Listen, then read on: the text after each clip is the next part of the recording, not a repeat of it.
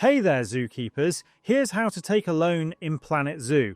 If you're just starting out and need some extra cash, or you're running low on funds because of an unexpected expense, you can always take out a loan in the game. To do this, click on your Finances button in the lower left corner of the screen, where your current cash balance is displayed. This will open the Finances window.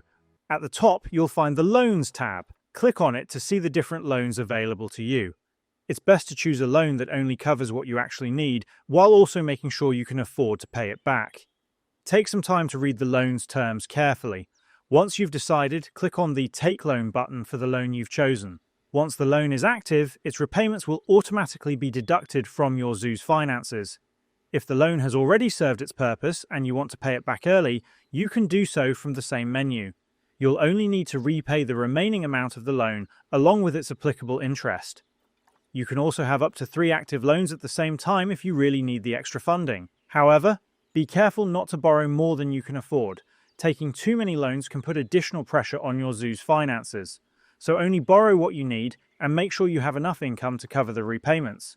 And that's all there is to it. If this video helped, please leave a like or comment and subscribe to the channel for more straightforward guides. Thanks for stopping by, and see you in the next side quest.